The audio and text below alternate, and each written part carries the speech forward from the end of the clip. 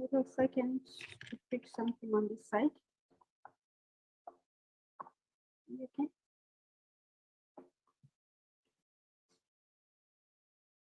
Okay. Good afternoon and welcome to the Central Bank. Today we are going to share with the stakeholders the statement of the Monetary Policy Committee, as usual. And this is the last Monetary Policy Committee statement for the year 2021. And I wish to start by saying that the Monetary Policy Committee is committed to conducting monetary policy to achieve and maintain price stability, and thus overall macroeconomic stability. The committee held its 92nd meeting today on November 22nd.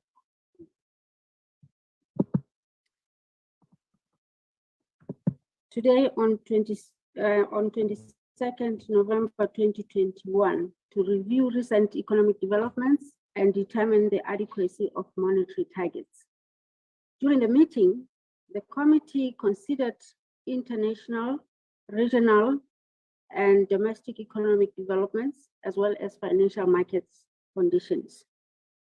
Since the 91st MPC meeting of September 28, 2021, the downside risks to global growth have become more pronounced, stemming from the resurgence of COVID-19 infections, a larger share of unvaccinated people in emerging and developing countries, and the possible retreat in policy accommodation.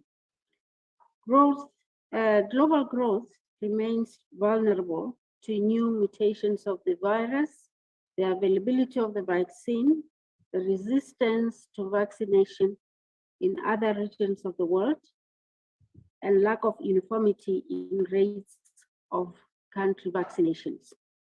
Further downside risks include rising inflation, weaker commodity export prices, limited policy space, and possible tightening of containment measures as infection rates increase.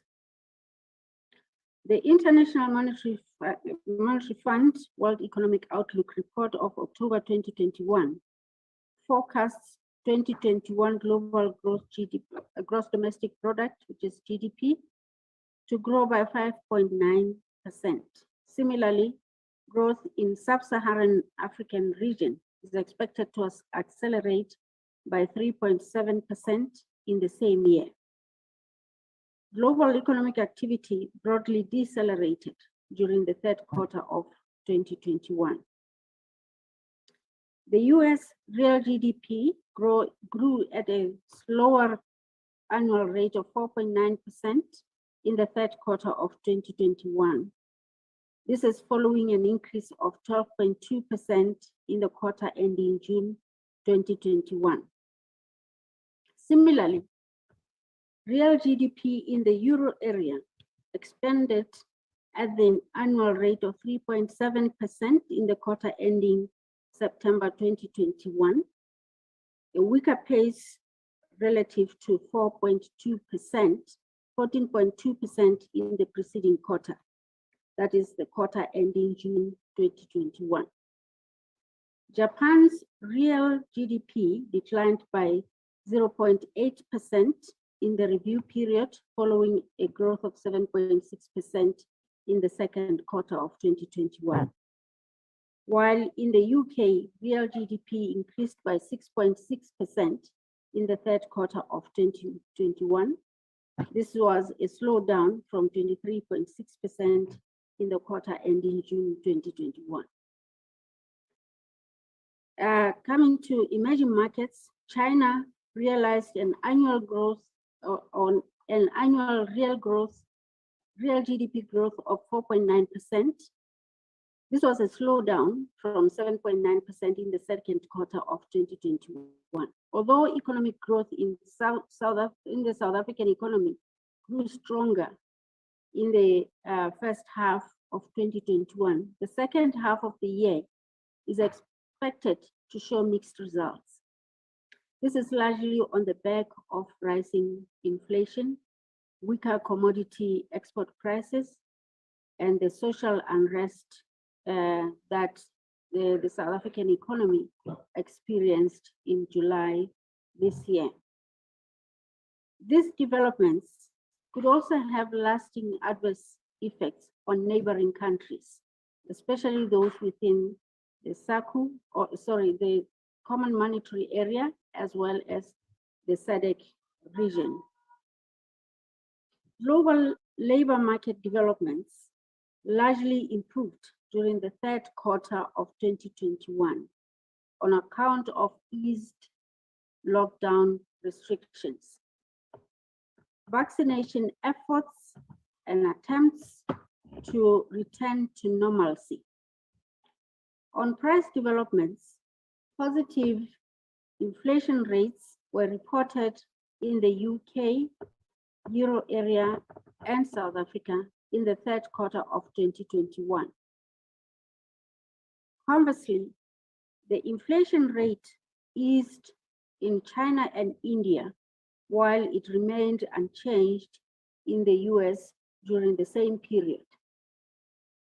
The monetary policy stance across advanced economies remained accommodative, with policy rates in the US, the Eurozone, and the UK kept close to the zero bound. When we look at global financial markets, we saw that they reflected mixed global risk sentiment. This came on the back of persistent high rates of COVID-19 infections, talks of possible unwinding of stimulus in some key jurisdictions, as well as easing international trade tensions. Yields in emerging markets, especially in South Africa, increased in the short and long end of the market. Consequently, investors were net sellers of South African equity and net buyers of bonds. The rand is expected to weaken in the latter quarter of the year on the back of weak local investment expenditure, escalating debt, and existing structural impediments in the South African economy. Coming to the domestic economy, the Central Bank of Lesotho's composite indicator of economic activity reflects that domestic economic activity slowed by 1.1% in the third quarter, compared with 3.7% increase recorded in the previous quarter. This was mainly a result of negative growth in the manufacturing and production side of the economy, which was moderated by an improvement on the demand side. Domestic economic recovery remains largely conditional on developments related to the trajectory of virus infections, COVID-19 containment measures, and the rollout of vaccines. Possible spikes in infection rates could bode negatively for growth and general economic recovery in the short to medium term. In the third quarter of 2021, domestic labor market conditions showed mixed signals, although largely tilted to the downside in sectors that are monitored by the bank. This was primarily on account of COVID-19 induced supply side disruptions and subdued demand in Lesotho's trading partners. The rate of inflation, as measured by year-on-year percentage change in consumer price index, was 6.2% in October 2021. This is compared to 5.4% in September of the same year. The largest contributors to the inflation rate of October include food, electricity, gas, and other fuels, as well as transport subcomponents. Coming to the monetary sector, the broad measure of money supply M2 increased by 0.28% between the second and third quarters of 2021. The increase was due to an increase of 16.3% in domestic claims, which was moderated by a 14% decline in net foreign assets. Private sector credit extended by banks increased by 4.7% in the third quarter of 2021. This is compared to an increase of 18% in the second quarter of the year. Loans and advances extended to business enterprises increased by 7.3% during the review period. This is relative to a 0.2% growth in the preceding quarter. Similarly, total credit granted to households rose by 3.8% in the third quarter, following a rise of 2.3% in the quarter ending June 2021. Looking at the external sector, the current account recorded a deficit equivalent to 7.4% of GDP in the third quarter of 2021. This is compared to a larger deficit of 10.2% of GDP in the preceding quarter. The moderate deficit in the current account was driven mainly by a worsening of balances in the service account, primary income, as well as the secondary income accounts. As a result of this, the gross international reserves, as measured in months of import cover, increased to 5.7 months of import cover in the third quarter of 2021, compared to 4.2 months of import cover in the previous quarter. The government budgetary operations remained under pressure as expenditures grew faster than revenue during the review period. This resulted in a marginal fiscal deficit. I wish to summarize by saying that although steady advances in vaccinations and strong policy support have sustained confidence in global economic recovery, prospects for global economic growth remain uneven amongst advanced, emerging, and developing countries. The recovery is vulnerable to the uncertainty surrounding further waves of COVID-19 virus and the emergence of new variants of the virus. This is coupled with the uneven rollout of vaccinations at the country level, upside risks to inflation due to supply chain disruptions, as well as possible tightening of financial conditions. In the domestic economy, any prospects for growth have to be weighed against existing uncertainties. The committee has noted gains and progress made on vaccination and encourages the maintenance of the pace to pave way for the easing of restrictions and attainment of herd immunity. Risks that the committee has noted to domestic economic outlook include the possible further spread of COVID-19 and the effectiveness of the infection control measures, exposure to international economic developments, domestic structural realities, as well as the existing policy uncertainty. Now, having considered these developments, and in particular, the net international reserves developments and outlook, the regional inflation and interest outlook, domestic economic conditions, and the global economic outlook, the Monetary Policy Committee made the following decisions. One, the committee decided to maintain the net international reserves target floor of $760 million US dollars.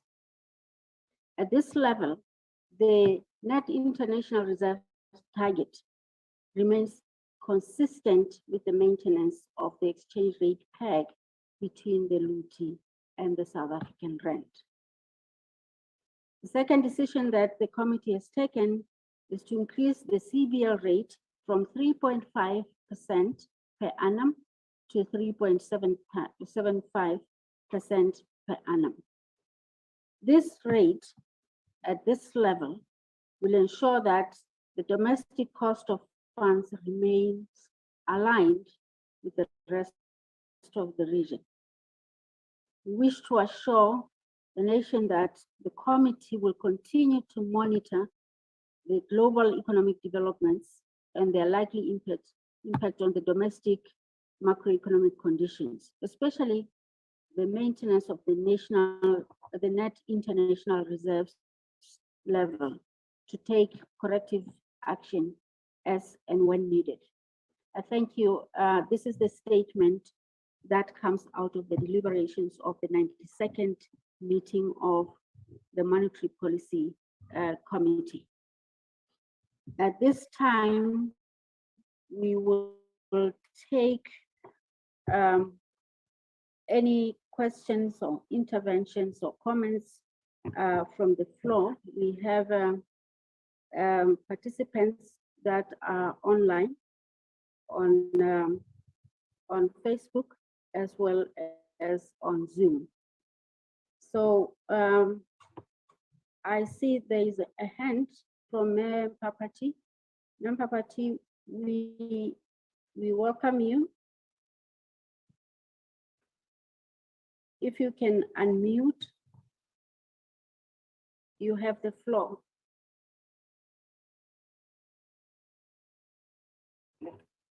Ma'am Papati, you are muted. Thank you, Mayor Governor. Probably my hand went up by mistake. At the moment, I don't have any question. All right, okay. Thank you very much. Thank you, Mayor Governor. Thank you. Let me see if there are any others. If you can help me monitor questions that may come from Facebook. Thank you, Governor. We currently don't have any questions or comments on Facebook. Okay. Thank you. All right, thank you.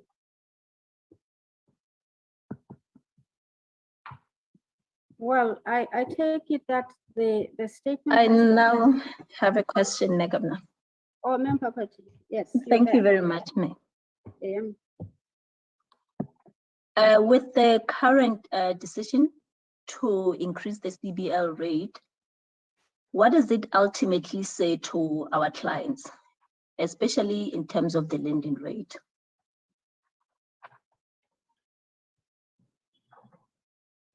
You mean the increase in the CBL rate? Yes, ma'am. Okay. Ultimately, what does it say to our clients? Okay, thank you. Thank you very much, ma'am. Thank you. Any other questions?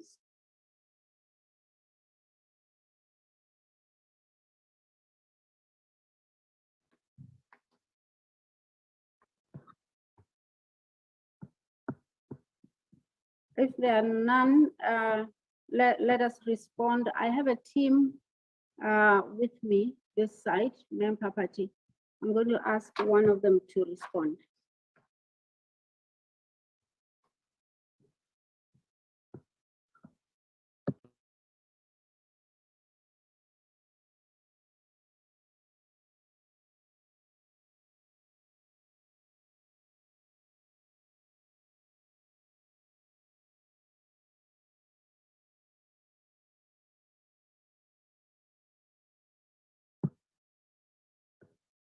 Any?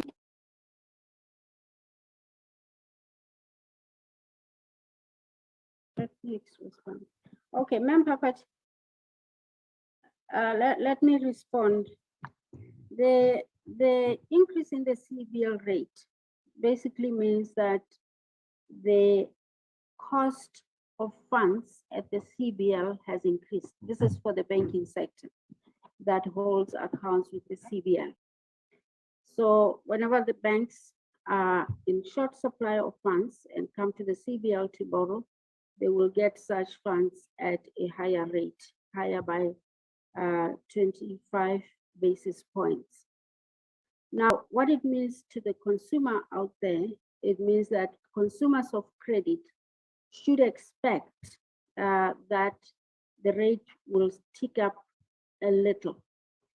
However, this does not in any way mean that the banks will effectively be immediately affected. The stance where we are right now is that our banks are liquid, sufficiently liquid, and do not as yet or at this point borrow from the central bank. But in general, an increase in the CBL rate means that the cost of funding has increased, and therefore we should see that slight tick up in the rates in general. What this would mean is that it will help for us to contain indebtedness in the economy. Our aim especially is to contain household or consumer indebtedness. So this is the long and short of it. Thank you very much. Thank you very much, Mayor. The response highly appreciated. Thank you. Thanks. Matebo, I see your Governor, hand. we have two. We have a question and a comment on Facebook. The first question reads, does the crystal ball show any increases in the near future on the CBL rate?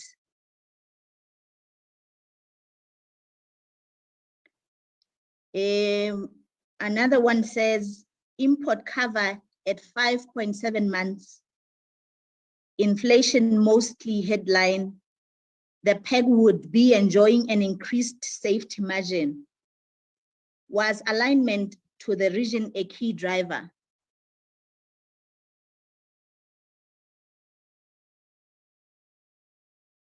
Thank you. Matebo, can you read the second one again? Okay, the second one comes from Ntatemo Hauswela. It reads, import cover at 5.7 months, inflation mostly headline, the peg would be enjoying an increased safety margin. Was alignment to the region a key driver?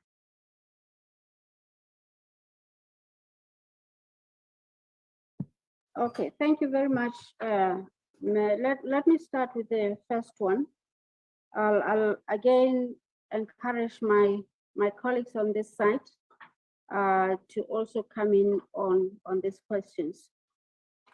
The one about the rate increases in future.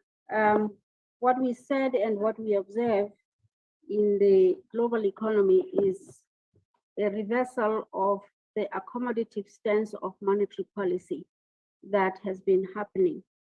So what we have seen in the past week is South Africa taking the lead in reversing policy.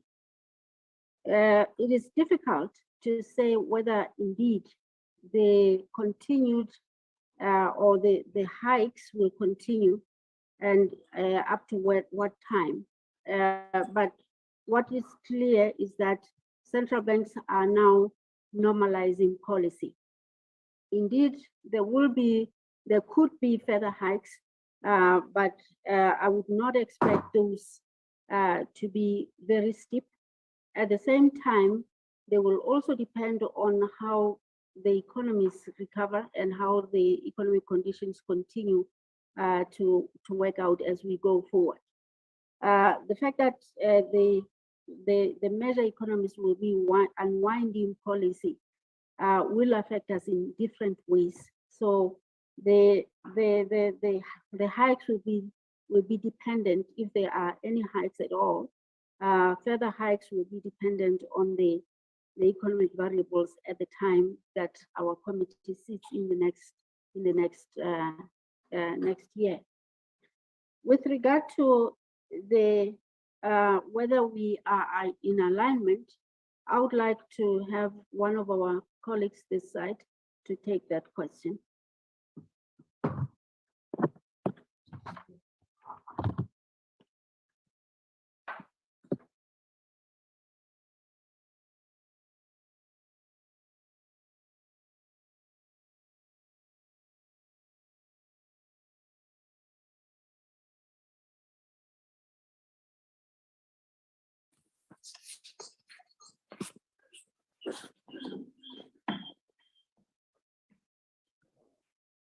Yeah, I'm happy, head of economic research. The alignment is key in that with the differential, especially a negative one, where more the general cost of funds the region. The foreign exchange would flow out of Lesotho at an alarming pace, and that would put the pressure on the reserves. The reserves would be overwhelmed, such that the level that may seem comfortable can be dissipated in an instant with an interest rate differential. So indeed, that alignment is key, as it is also meant to manage or to cap capital outflows from the kingdom to the other parts of the region.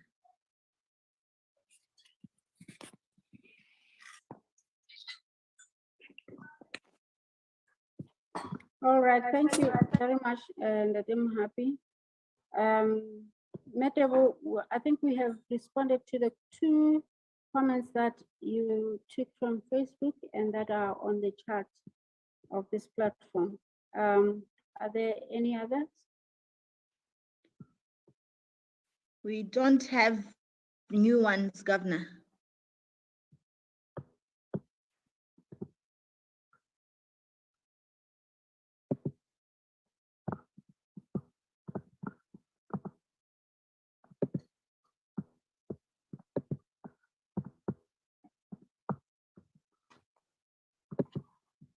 Governor, it seems like we do not have any other comments. I think maybe Mete is having network problems right now. So no more questions, neither from this side, from the audience that I have this side. So Bomel Bondade, let me at this point thank you for participating.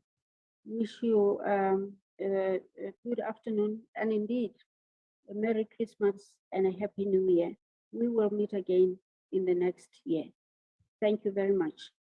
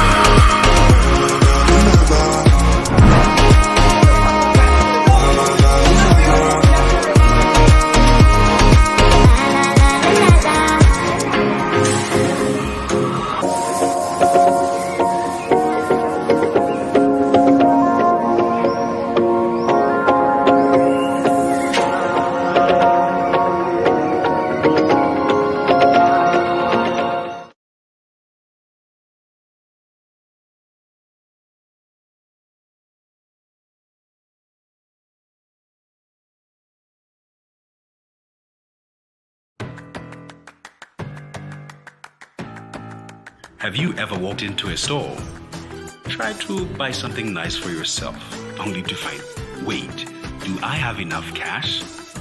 Don't worry, CPay has got you covered. Ask a friend, Nzame through CPay. First, request payment. Enter your friend's details. Confirm the details. Have them approve the request. Then, proceed to make the payment for your purchase using the merchant code provided. Confirm the payment. Now, you are well on your way to enjoying your purchase. At your convenience, you can deposit, send, and receive money using CPay while also taking care of your utility bills. CPay, seamless payments.